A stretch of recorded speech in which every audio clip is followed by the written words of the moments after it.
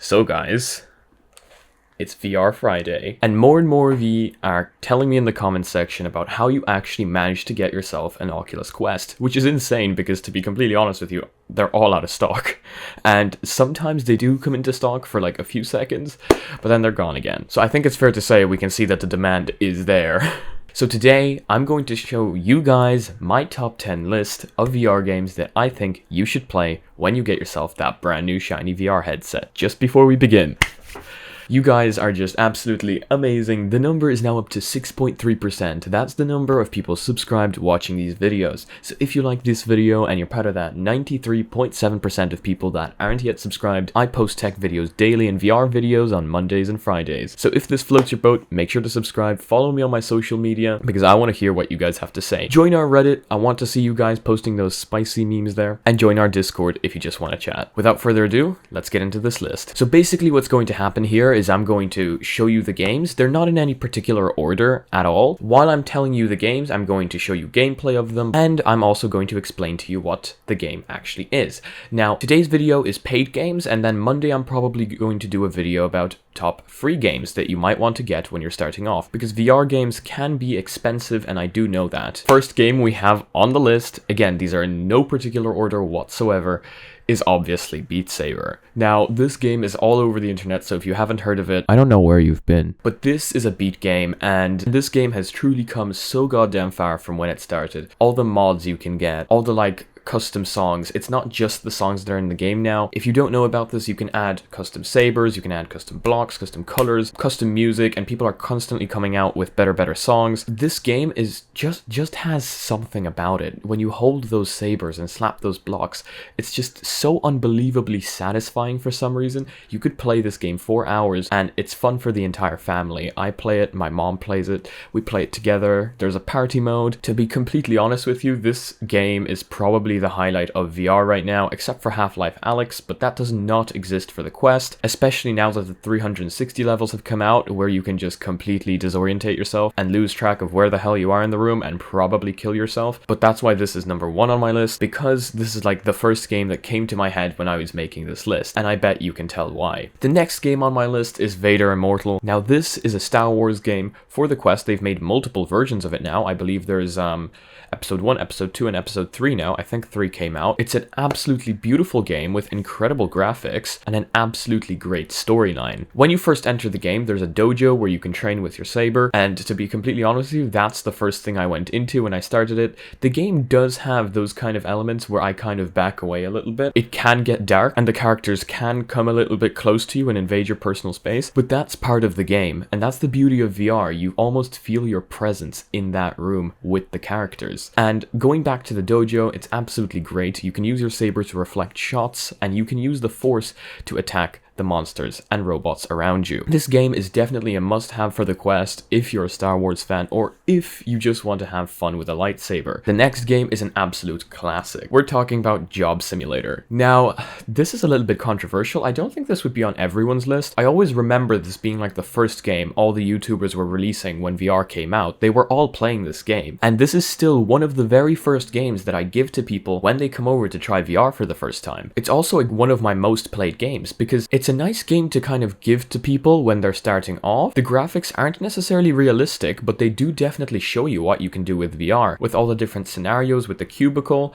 the kitchen, the garage, there's so many scenarios that you can play around with, and a lot of different things you can do within the game, which is why this is on my list. Again, the graphics maybe aren't the most realistic, but you still get immersed in the game, and I think it's a definite must-have if you're going to be showing VR to a lot of people, because the mechanics in it are very simple, and it's not very difficult to play it. Next game on my list is Superhot. Now, this was actually the very first game I bought for my CV1 when I got it. This game is absolutely amazing. If you guys have played any of the old Superhot games for PC, you know the basic premises of Superhot. Time only moves when you move. And this in VR is just so amazing.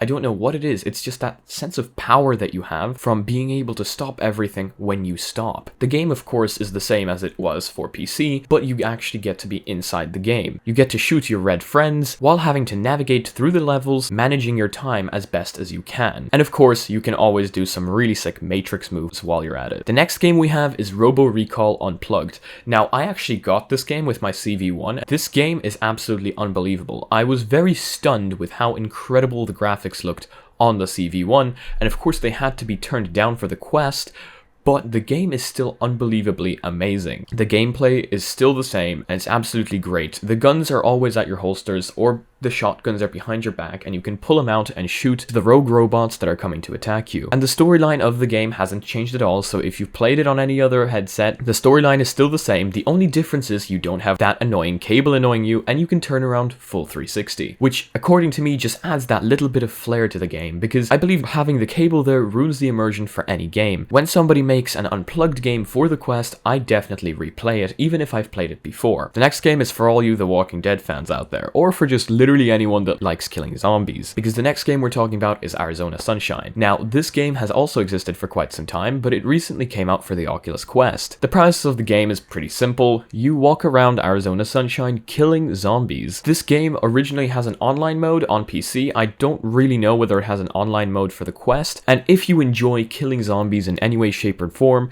this game is definitely for you. The next game we have on this list is Pistol Whip.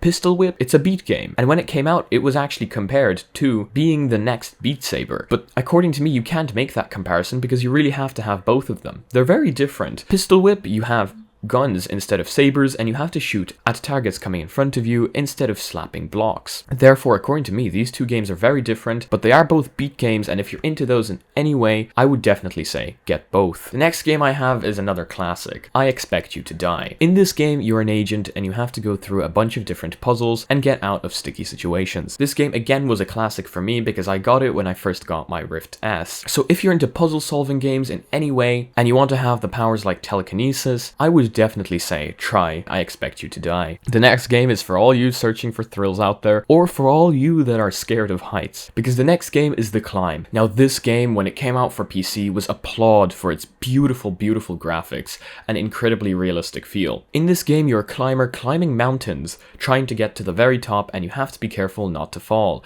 This game has all the realistic features like you having to chalk your hands and having to jump from one end of the cliff to another. This game is absolutely amazing, and even though the graphics had to be turned down for the Quest a little bit, I would still definitely say try it out, especially if you're afraid of heights, because once you put on that headset, you really feel like you're there, no matter what the graphics look like. The next game we have is a pretty old game that was actually ported to VR. It's Please Don't Touch Anything. Now, I'm not sure if any of you remember this game, but it's another puzzle solving game, and I really like these puzzle solving games because there's usually something you can always come back to, more that you can find, and more that you can play, which is why the replayability of these games are so great, and I have them here. Please Don't Touch Anything has you in a bunker, I guess, and it starts off with a button in front of you and a massive screen. By pressing this button, you need to find as many ways to end the world as possible. Again, if you like puzzle solving games, definitely do try this out. I have two extra games for you guys, but these are more experiences than games. So the first one we have is Virtual Desktop. Now, Virtual Desktop is a paid application,